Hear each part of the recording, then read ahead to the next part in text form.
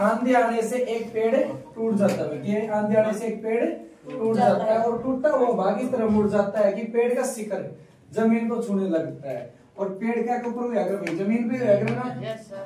तो ये हमारी दो जमीन है वो भी दिखाई दे रहा भाई। Yes sir. इसमें नहीं देख रहे, इसमें नहीं देखना पूरे देखो भाई, ये हमारी की भाई जमीन है, जमीन के ऊपर क्या बना एक पेड़ और पेड़ बना हुई, जैसे ये कोई पेड़ अभी ये कोई पेड़ है, ठीक है, ये क्या भाई पेड़, ठीक है। इसकी कुल ऊंचाई कितनी है, कुल ऊंचाई h मीटर, कुल ऊंचाई कितनी मान ले हम h मीटर मान ले कि एक आंधी आने से एक पेड़ टूट जाता है। पहले पेड़ है तो कितनी डिग्री पर होगा भाई, 90 डिग्री के ऊपर होगा। अब ये पेड़ टूटा है, सपोज ये यहाँ से टूट रहा है, ठीक है, और ये इस टूटा हुआ भाग इस तरह मुड़ जाता है कि पेड़ का शिखर जमीन को छूने लगता है, और जो टूटा हुआ भाग है वो इस तरह मुड़ जाता है कि ये यहाँ से होकर और ये इधर आकर इधर जमीन को छूता भी। फिर क्या है, और इसके साथ 30 डिग्री का कोण बनाता है, और इसके साथ कितने डिग्री का कोण बनाता है, यानी जमीन के साथ कितने डिग्री का कोण बना रहा है, 30 डिग्री का कोण बनाता है।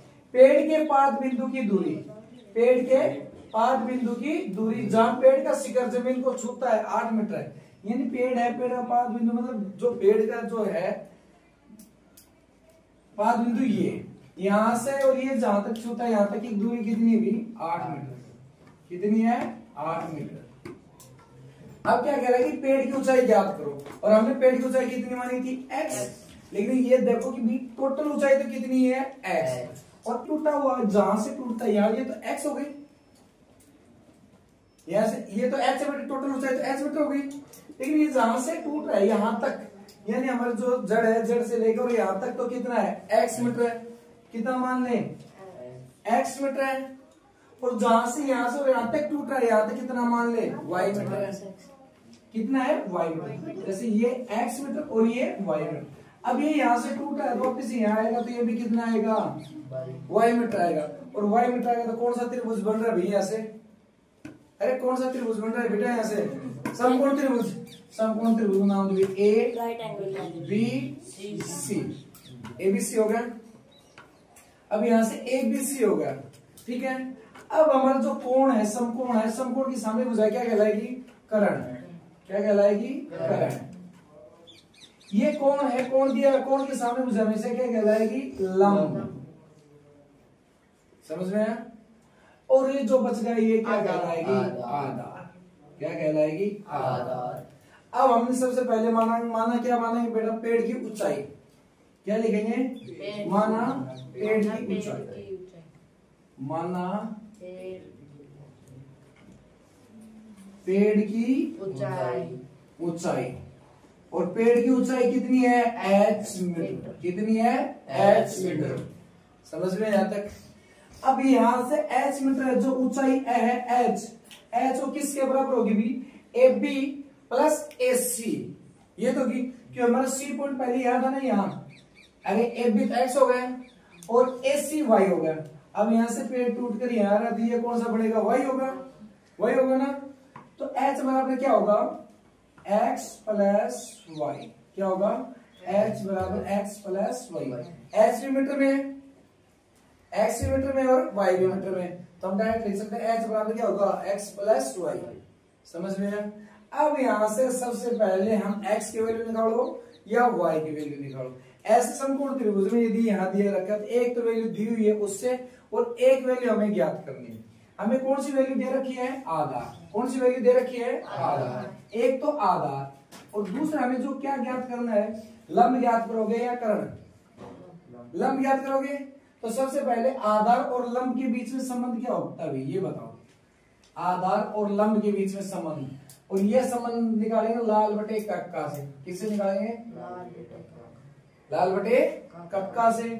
अब आधार a और लंब क्या होगा n, लंब और आधार में संबंध किसमें होता है, साइन कोस टेन थीटा, कौन किसमें होता है, टेन थीटा। अब लिखेंगे इन त्रिभुज ABC में tan थीटा, क्या लिखेंगे tan थीटा। tan थीटा किसके बराबर होता है बेटा, लंब बटे आधा। tan थीटा किसके बराबर होता है, लंब बटे आधा। अब यहाँ से tan थीटा, थीटा का मान कितना है, थीटा का मान 30 डिग्री है बराबर। लंब का मान कितना है, लंब ए बी, लंब कितना है ए बी। आधार कितना है बी सी, आधार कितना है बी सी। अब यहाँ से 35 का मान कितना होता है, 1/√3 बराबर। ए बी का मान कितना है एस मीटर हो गया। यहाँ से आधार कितना है 8 मीटर हो गया। कोई दिक्कत है, अरे कोई दिक्कत है क्या, मीटर कैंसिल हो गया। अब क्रॉस मल्टीप्लाई करो, क्रॉस मल्टीप्लाई करें तो क्या आएगा, √3x बराबर 8। x का मान, यहाँ हमें x का मान निकालना तो क्या आएगा, x के साथ क्या है √3 गुणा में, साइड चेंज करें तो किसमें आएगा, भाग में। क्या आएगा 8/√3। ये हमारा किसका मान आ गया, x का। अब हमें हाइट फाइंड करने के लिए x के साथ साथ इसकी ऊंचाई क्या करेंगे, x के साथ हमें टोटल ऊंचाई कितनी h है, h किसके बराबर है, x प्लस y के बराबर है ना। x हमने ज्ञात कर लिया, अब किसको ज्ञात करेंगे, y। अब एक तो हमें क्या दे रखा है आधार, और दूसरा हमें किसके बीच संबंध करना है, कर्ण। और आधार और कर्ण के बीच, आधार और कर्ण के बीच किसके अंदर होता है, कोस थीटा। किसके अंदर होता है, कोस थीटा। अब यही लिखेंगे कोस थीटा, और कोस थीटा किसके बराबर होगा, आधार बटे कर्ण के बराबर। ठीक है, मान रखो कोस थीटा, कोस थीटा का मान कितना है 30 डिग्री। आधार का मान, आधार कितना है बी सी, आधार का मान कितना है बी सी, और कर्ण का मान कितना है ए सी, कर्ण का मान कितना है ए सी। अब यहां से कोस 30 का मान कितना होगा, √3/2। ए बी सी का मान 8 मीटर, ए सी का मान y मीटर तो y। कोई दिक्कत है, कोई दिक्कत है क्या, अरे कोई दिक्कत है क्या, नहीं है ना। क्रॉस मल्टीप्लाई कर दो, √3y बराबर 8 नहीं 16, या y बराबर क्या हो जाएगा भाई 16/√3। क्या हो जाएगा 16/√3। अब हमने x का मान ज्ञात कर लिया और y का मान ज्ञात कर लिया ना। अब पेड़ की कुल ऊंचाई, अतः ऊंचाई बराबर, अतः ऊंचाई h बराबर क्या होगा भाई x प्लस y। क्या होता है x प्लस y। x का मान कितना है 8/√3, और y का मान कितना है 16/√3। लघुत्तम लेंगे √3, और √3 का लघुत्तम कितना आएगा, √3 आएगा। √3 को √3 से भाग करेंगे एक बार, एक को 8 से गुणा करेंगे तो 8, प्लस की जगह प्लस। √3 को √3 से भाग करेंगे एक बार, एक को 16 से गुणा करेंगे 16। अब इनको ऐड करो, 8 प्लस 16 कितना हो गए 24/√3। अब हमें यहाँ से √3 को क्या करना है, हटाना है। कैंसिल करोगे कैसे कि 24 के क्या करो, टुकड़े करो भाई। तो 24 को हम क्या लिख सकते हैं, 8 × 3/√3।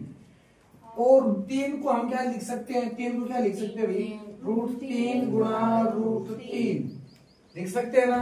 तो यार लिखो 8 की जगह 8, 3 की जगह √3 × √3/√3 हो गया। अब √3 से √3 कैंसिल हो गए, यहां से क्या बचेगा 8√3। अब हमने h किसको माना था, h किसको माना था, पेड़ की ऊंचाई को, पेड़ की ऊंचाई को। लेकिन अतः पेड़ की ऊंचाई, अतः पेड़ की ऊंचाई h पर, पेड़ की ऊंचाई कितनी मानी थी हमने, h मानी थी। h की जगह क्या रखे 8√3।